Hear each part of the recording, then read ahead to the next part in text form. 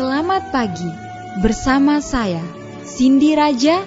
Mari awali aktivitas dan pelayanan Anda melalui renungan pagi bersama Allah di waktu fajar. Dengan doa dan bimbingan darinya, kita dapat diyakinkan bahwa pada hari yang mulia itu, ketika Yesus kembali untuk mengklaim miliknya, bahwa kita akan menunggunya di sana dengan tangan terbuka dan disambut ke hadiratnya yang kekal. Ditulis oleh Ellen G. White bersama Pendeta Denny Kanajo. Selamat mendengarkan. Shalom, selamat pagi para pendengar yang diberkati oleh Tuhan dimanapun Anda berada saat ini. Kita akan sama-sama mendengarkan firman Tuhan melalui audio renungan pagi pada tanggal 8 November 2022 dengan judul Dia Menegur. Sebelum kita melanjutkan bacaan renungan kita pada pagi hari ini, kembali saya mengajak semua para pendengar yang setia untuk berdoa bersama-sama. Bapa di sorga, terpujilah namamu ya Tuhan. Oleh karena di pagi hari ini sebelum kami melakukan segala tugas, aktivitas dan pelayanan kami sepanjang hari ini, kami sangat rindu Tuhan untuk mau belajar mendengarkan firman Tuhan. Curahkanlah kepada masing-masing kami kuasa Roh Kudus-Mu, agar kami dapat mengerti dan kami dapat mempraktekkannya di dalam setiap aspek kehidupan kami. Terima kasih Tuhan Yesus, ampuni kami Bapa, karena kami sudah berdoa hanya di dalam nama Tuhan dan Juru Selamat kami. Amin. Ayat inti kita terambil di dalam Wahyu 3 ayat yang ke-19, demikian firman Tuhan. Barang siapa kukasihi ia kutegur dan kuhajar, sebab itu relakanlah hatimu dan bertobatlah. Mari kita ikuti penjelasannya. Tuhan melihat bahwa engkau membutuhkan kelayakan untuk kerajaan surgawinya. Dia tidak meninggalkan engkau di dalam tungku api penderitaan agar terbakar.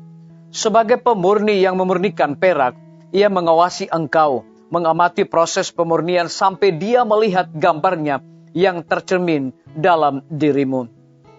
Meskipun engkau telah sering merasakan nyala api penderitaan menyulut engkau, dan bahkan kadang-kadang engkau mengira bahwa itu akan menghabisi engkau. Namun cinta kasih Tuhan sama besarnya terhadap engkau pada saat-saat ini seperti pada saat engkau mengalami damai sejahtera dan mengalami kemenangan di dalam Dia. Tungku adalah untuk memurnikan dan menghaluskan, tetapi tidak untuk menghabiskan dan menghancurkan.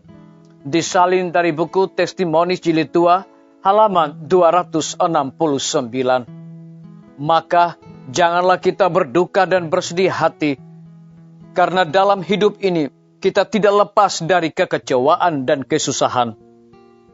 Jika dalam pemeliharaan Tuhan kita dipanggil untuk menanggung pencobaan, marilah kita menerima salib itu dan meminum cawan pahit, mengingat bahwa tangan Bapa yang memegangnya di bibir kita. Marilah kita mempercayai Dia dalam kegelapan dan juga di siang hari. Apakah kita tidak percaya bahwa Dia akan memberikan pada kita segala sesuatu untuk kebaikan kita?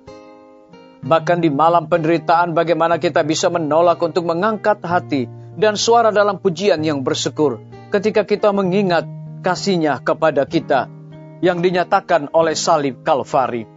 Disalin dari buku Testimoni Jilid 5, halaman 316.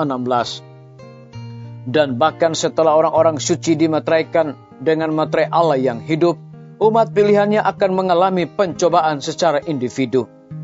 Penderitaan secara pribadi akan datang. Tetapi tungku itu diawasi dengan ketat oleh mata yang tidak akan membiarkan emas itu terbakar habis.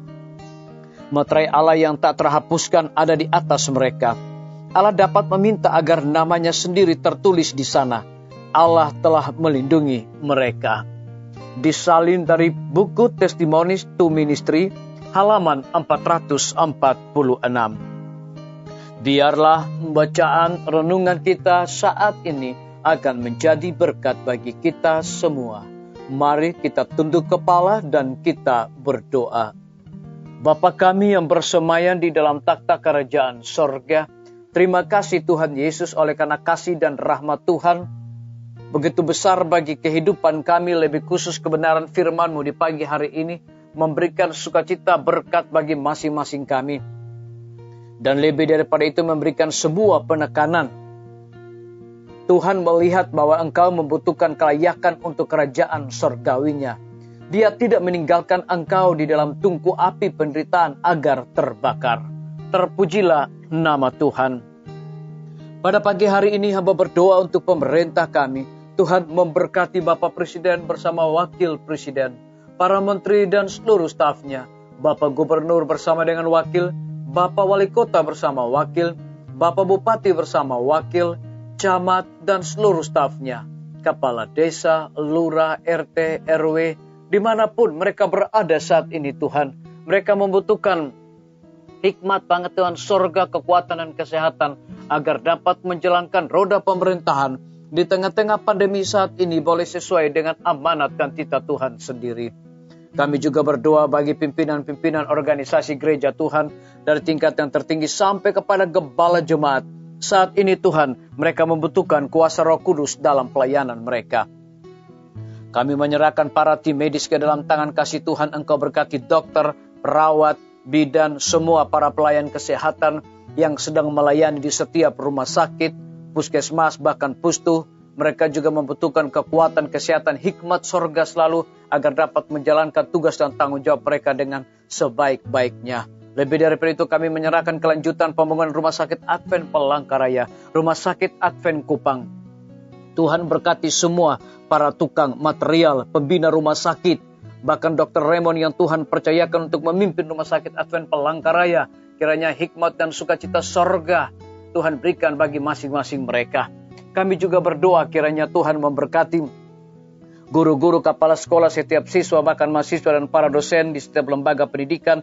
Hikmat sorga, kekuatan kesehatan Tuhan curahkan kepada mereka agar mendidik anak-anak untuk memiliki karakter Yesus Kristus. TNI, Polri, PNS, wira swasta, petani, pedagang, nelayan, ojek online, dan saudara-saudara kami yang ada di dalam penjara. Lindungi mereka Tuhan, hiburkan mereka, dan berikan sukacita di dalam melaksanakan tugas dan tanggung jawab mereka. Para pendengar yang setia yang berulang tahun saat ini, dengan bertambahnya usia yang Tuhan percayakan di dalam hidup mereka, biarlah mereka selalu bersyukur dan juga mengandalkan Tuhan setiap saat. Yang berada di dalam kebimbangan ketidakpastian hidup, Tuhan berikan iman yang teguh untuk terus berharap bersandar hanya kepada Tuhan Yesus. Terima kasih Bapa yang baik, ampuni kami Tuhan, karena kami sudah berdoa hanya di dalam nama Tuhan dan Juru Selamat kami. Amin. Sampai jumpa. Tuhan Yesus memberkati kita semua.